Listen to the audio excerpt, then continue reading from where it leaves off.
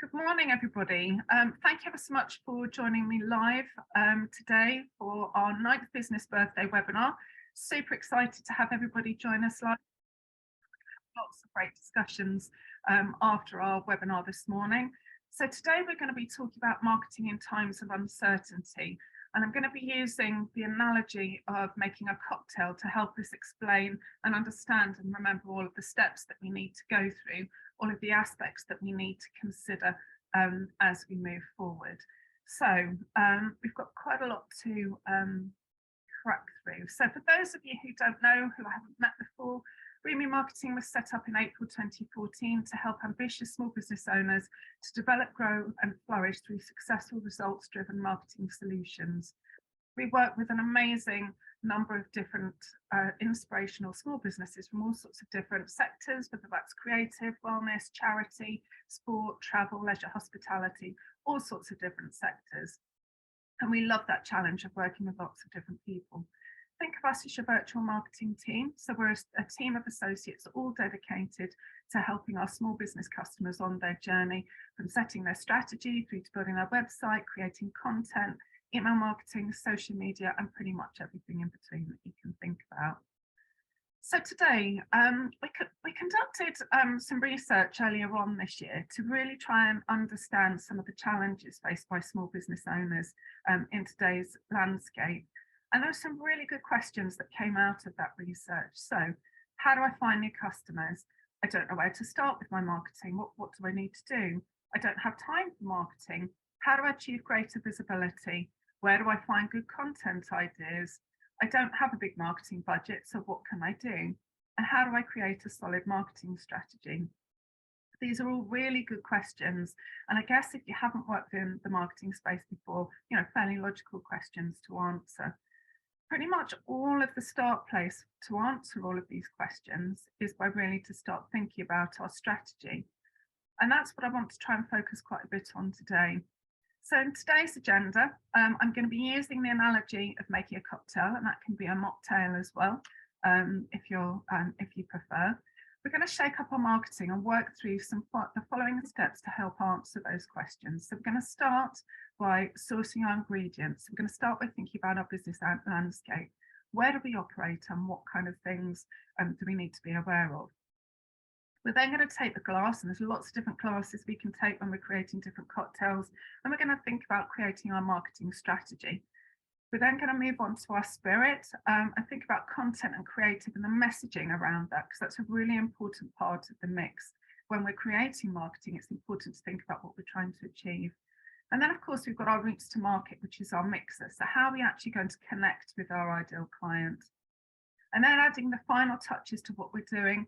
We've got ice in the glass to make it a really nice, tasty drink.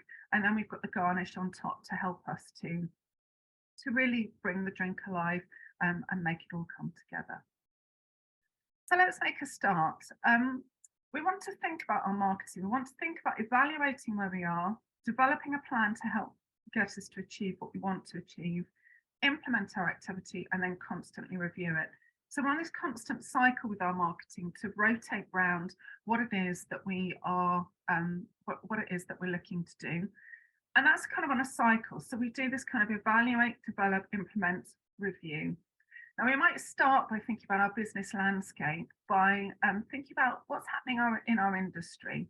So if you're a coach or you're a personal trainer, perhaps, for example, you might be working in quite a cluttered environment. So it's thinking about what makes you different? How do you stand out from your competitors? And we might use a couple of tools such as a SWOT analysis or a pest analysis to help us do that.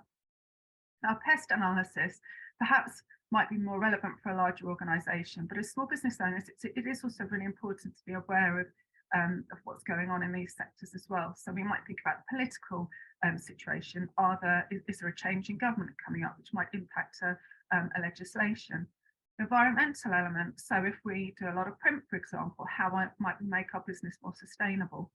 Socioeconomic challenges. So who's our demographic? Who's our target audience? Is there anything happening within those sectors that we need to be aware of? And of course, technology. Within marketing world, technology changes at such a fast pace, and there are so many different things that we need to be aware of that it's important that we keep up to date with what is happening within that space.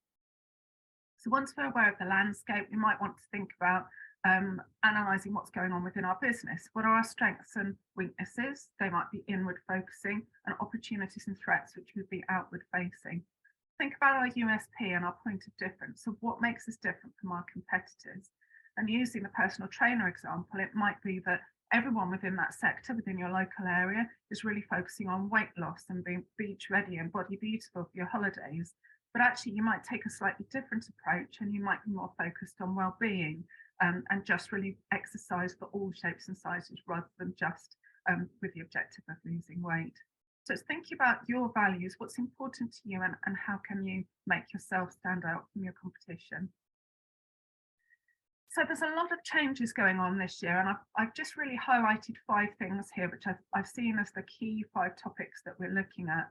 So number 1 is the rising cost of living, and this is impacting everybody everywhere, from rising energy bills to rising employee costs. Costs are going up every which way we look at it. So it's definitely something to be considering when we're thinking about the products that we're offering and the messaging and how we're connecting with our audience.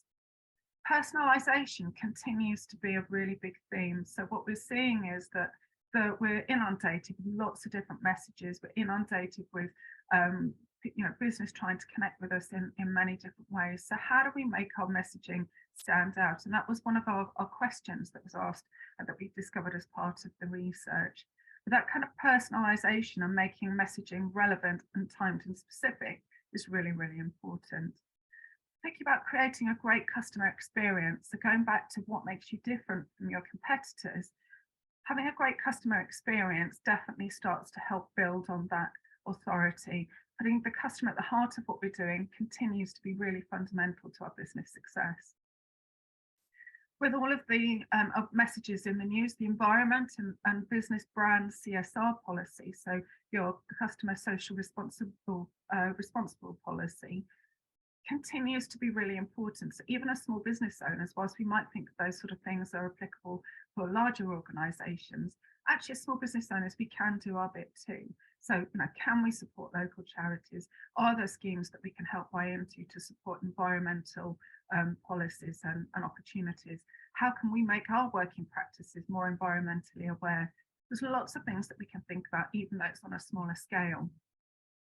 Video marketing continues to be a growing trend. 90% of marketers planning to invest in short form video over the next few years is just a growing trend. With the way that platforms like TikTok and YouTube are moving, things definitely are moving into that direction. So how can we bring video as a part of our media that we're sharing and using that as a vehicle and as a way to connect with our target audiences? Now, there's one other thing that I haven't got included on here, and that's the increase of AI. And that definitely is a trend that we're going to see a lot more of, I think, over the next 12 to 24 months, where you've got things like your chatbots and your auto generation of content coming into as possible ways to move forward. Now, whether the quality of content is good, of course, and we'll come on to talk about and explore content later on. And I'm sure those of you that work within that sector will have a view on how useful and how that will work.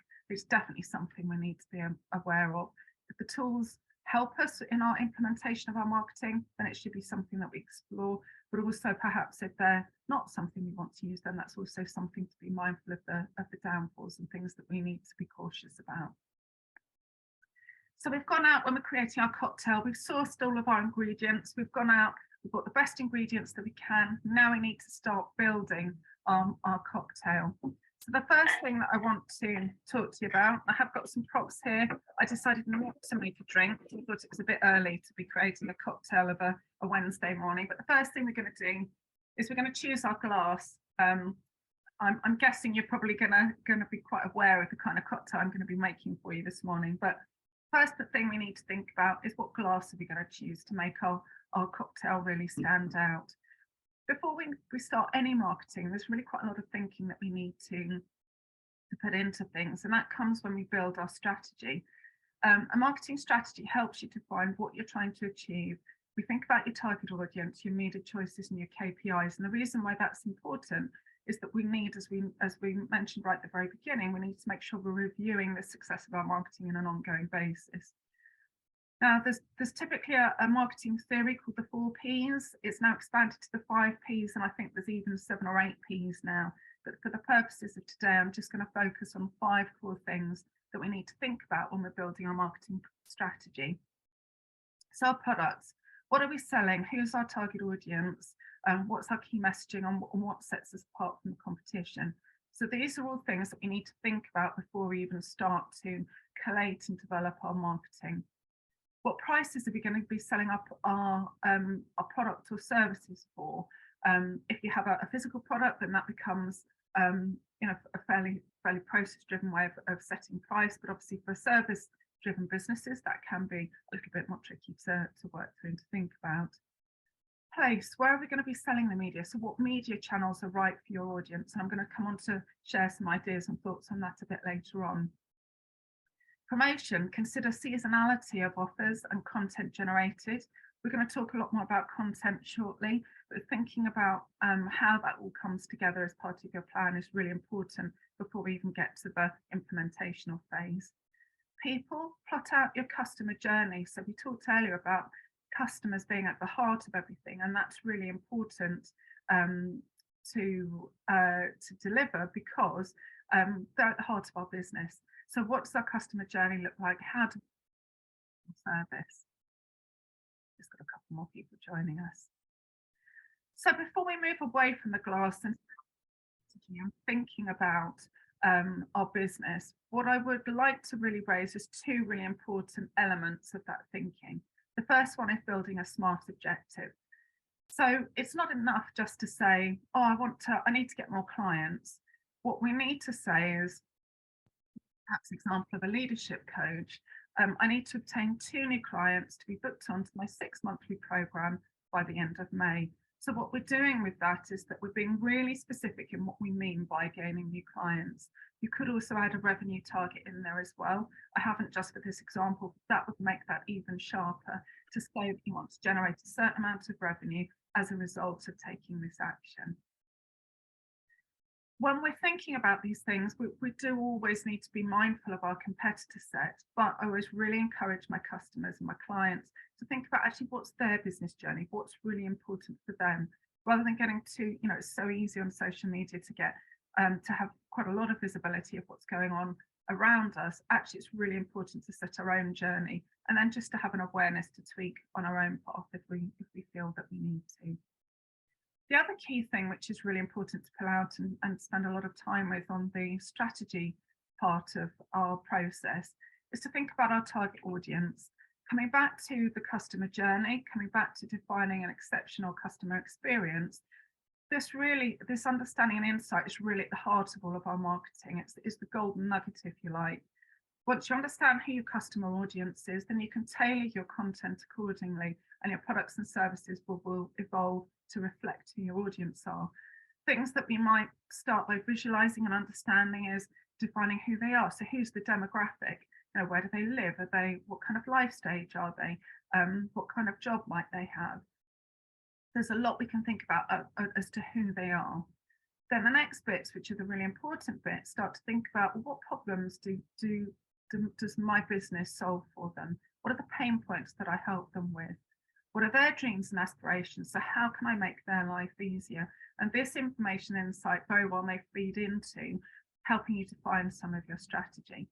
Things like understanding what they read, perhaps what sports they play, might give you additional routes to market that you might like to consider. If, for example, you find that your audience play rugby and the local rugby club has a great partnership opportunity, then that may well be something and a way in which you want to connect with your audience. And then think about what else do you know about them? So just really capturing any conversations that you have or insights that you have will be really useful as you move forward. It will help shape your content as you move forward. Once you've visualized them, to conduct research to understanding, that could be by informal conversations, it could be through more formal questionnaire or focus groups, will really help you to hone and refine that understanding. I heard a great example recently, I think it was KFC on the radio, and they'd really pinpointed, no, I think it was McDonald's actually, with their home delivery. They'd really pinpointed that some kind of a pain point was that the family would sit on a Saturday night and watch TV, and they wanted a delivery to come to them. So their radio advertising was all around focusing and fulfilling that need state that they had. So it was really interesting to kind of almost hear how that insight that they gained from their target audience had come through into the messaging and the product and service that they delivered.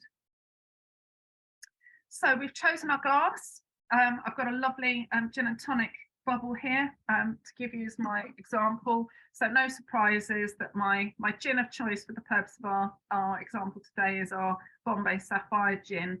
I do enjoy gin and tonic on a Friday evening. I'm not going to be making one today because I figured it was too much to be perhaps spilling it on the desk whilst I'm talking to you.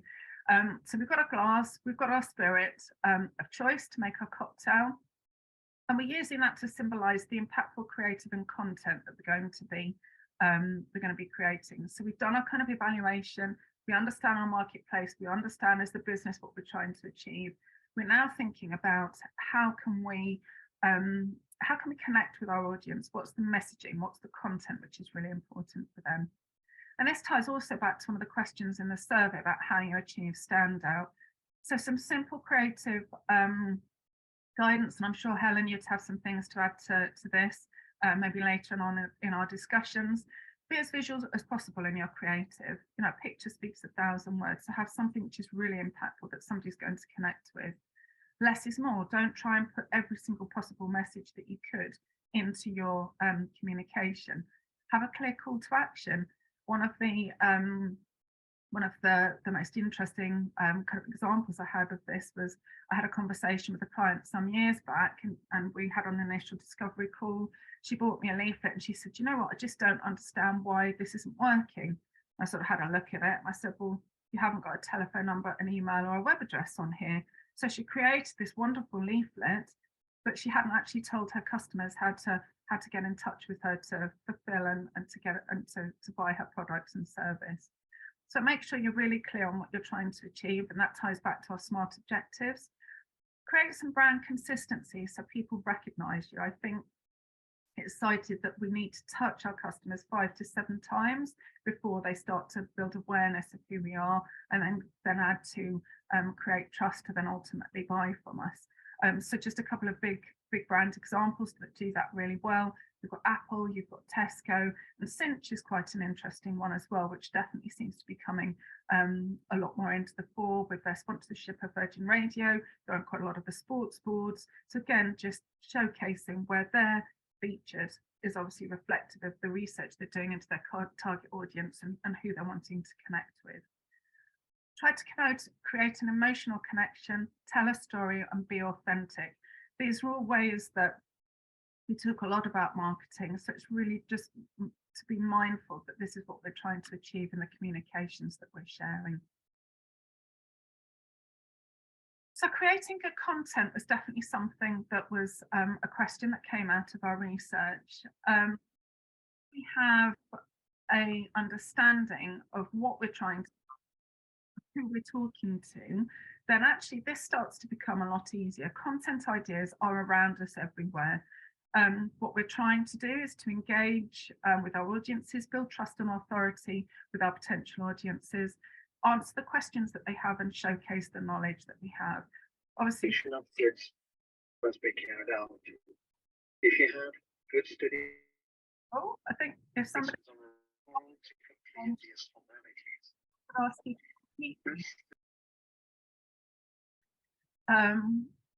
thank you. Okay, so we're wanting to showcase our knowledge, we're wanting to answer the questions that our audience have.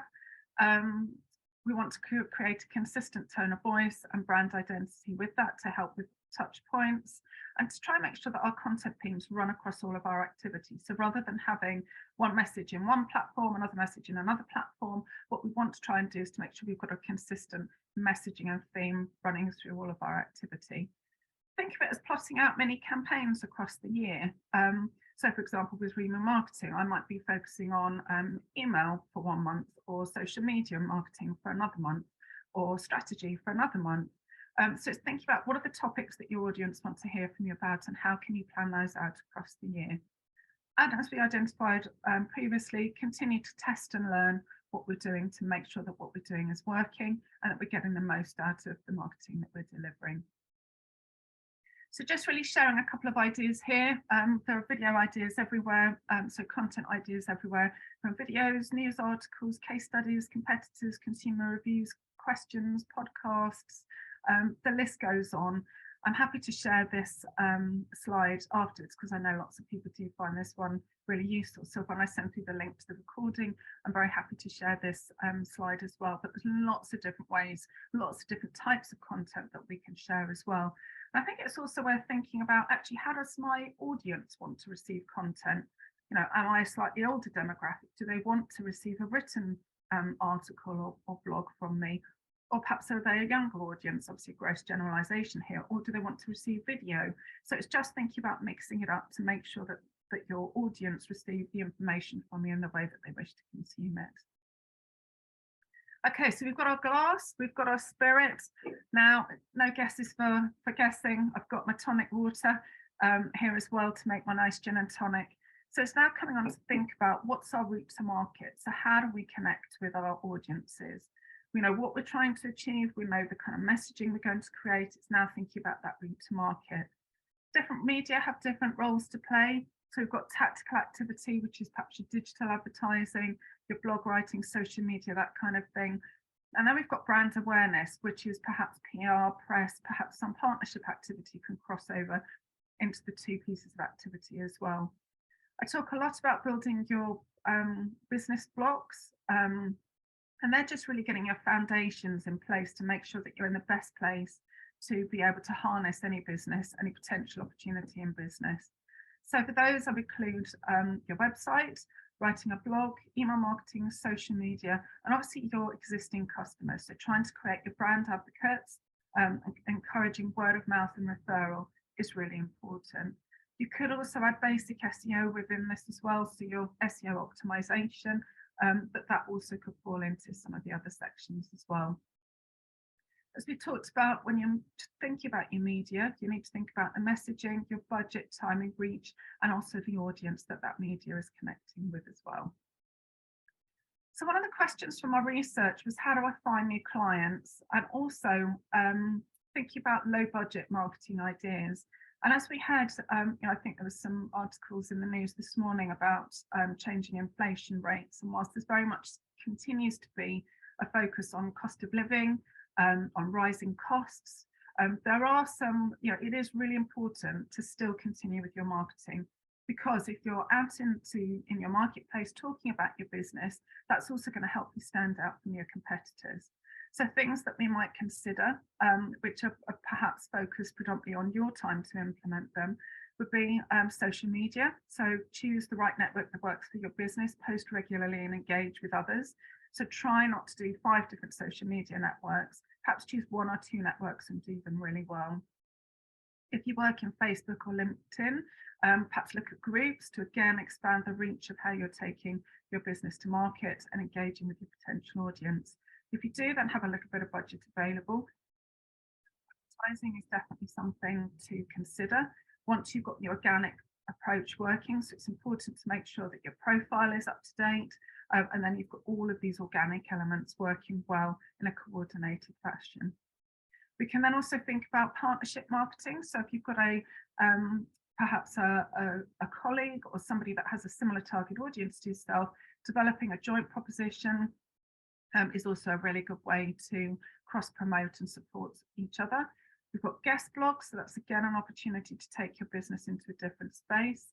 We've talked about email marketing already, and this is I always think this is such a gift to any small business owner. Cited to generate 40 to 1 ROI if it's done well. It can be a really powerful tool in your marketing toolkit. It will often come down to who your target audience is, because I know a lot of people often challenge me and say, well, do the younger generation still use email, or is it really about text and WhatsApp messaging? And there's definitely a trend to create this kind of VIP kind of club and experience, if you like. So if you're adding a lot of value through email marketing, then it's still really a worthwhile tool to consider. Local PR, another great way to take your business wider. There could be local magazines, local radio stations or podcasts that you can join in on, or talking at events. Obviously, networking is also a really good way to connect with other potential small businesses or audiences if that's your target audience. So we've got our spirits, we've got our mixer, we've got our glass. The last piece to add in is our ice. So I've got some ice here. It's fake ice. Don't worry, my hand hasn't been melting on my desk. So I've got my glass, got my ice, I've got my spirit and mixer included. The last piece, or nearly last piece, is really key to measure the success. So once we've defined what we want to do, we've created a plan and a way forward, we've implemented that plan, it's essential that you complete the cycle and continue to track and understand how your marketing is performing. We need to be responding to how it's performing. So if it's working, brilliant, do more of it. If it's not working so well, it's thinking about why isn't it working? Is it the route to market? Is it the message I'm focusing on? Or is it something else? We're really lucky that in a lot of the digital tools we use today, there's some pretty instant ways we can track if something is working or not. So what's our visitor figures doing? Are they going up? Are they going down? What's our bounce rate like on our website? What's our social media engagement like? So is our pages or profiles, are they growing? Are people interacting with what I'm talking about? Are they liking what I'm saying? Don't forget, you don't necessarily always know who is seeing your content, because people don't always tell you, and that can also be a great value. So just because you're not necessarily seeing that engagement, don't forget it can be there. There's been a number of times when people have approached me and I've not known that they've been seeing what I'm doing, and an opportunity has come out of it, but they have been seeing and working away in the background. Email open and click-through rates, and then if it's linked up as well, going through to business booking too, so sales as well. They're really quick and easy ways to understand the impact of the activity. Obviously, if you're gaining new clients, that's an indicator. Perhaps client retention as well is something to think about, and also general feedback too. So if you're getting good testimonials or you're getting a good rating in Trustpilot or Facebook reviews, they're all good indicators that your customers are liking what you're doing. To do more of what works and review perhaps what isn't work. So time-saving tips. This is definitely something which I know is a challenge for many small business owners, because often they don't have a large budget available, and it's thinking about, well, I just want to do what I do. I'm a florist. I just want to make beautiful designs with the flowers that I have. But without the marketing in the background, that makes things really difficult. So sharing a couple of tips, outsource where you can. When you get to a point, find the tasks that you don't enjoy so much and outsource them. I know personally, one of the things that was really important to me is I needed to have an accountant. Whilst I probably could have worked out how to do my accounts, I didn't want to take and invest my time in doing that when I know an accountant would be able to prepare my end of year accounts at a fraction of the time I could. Use project management tools. So use a tool that works for you. Use a process that works for you. If it's a to-do list, personally, I use Asana, which is brilliant because it just helps me have visibility of what my tasks are for that day. Be focused, block time out in your diary for specific tasks. If you've got something you really need to focus on, make sure you assign the time that you need to. Use social media scheduling tools. So there's lots out there depending upon your needs and your channels. You've obviously got Facebook and Instagram you can schedule within the tools. But if you're working across multiple platforms, there's lots of others out there that can be really, really successful as well. Focus on 1 or 2 social media channels rather than trying to do 5 or 6 and trying to do too many. Try to batch create and schedule your content. So perhaps have a morning of sorting your social media out for the month, and then you can just check in with it on an ad hoc basis in a more light touch way. Perhaps limit your time by spending maybe half an hour a day on social media just to check in with things. And then myself, you can just disappear down a rabbit hole of looking at all these things that everybody else is posting and talking about. Repurpose your content. So think about if you write a blog, how can you take that content and break it down perhaps into social media posts or share it within your email activity or your monthly newsletter. Not only will that help you create consistency and messaging, but also it will help from a time saving perspective as well. And of course, set up email templates and automation where you can as well, just really to help make life easier. So if there's questions that your audience ask you on a regular basis, how can you get templates set up to help support that? So thank you for joining me today.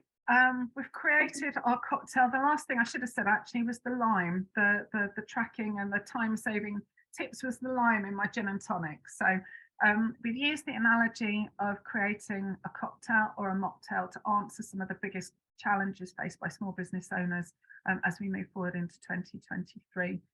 Don't forget that marketing works best when implemented consistently, and try to think about what's a frequent consistency that works when you're at your busiest.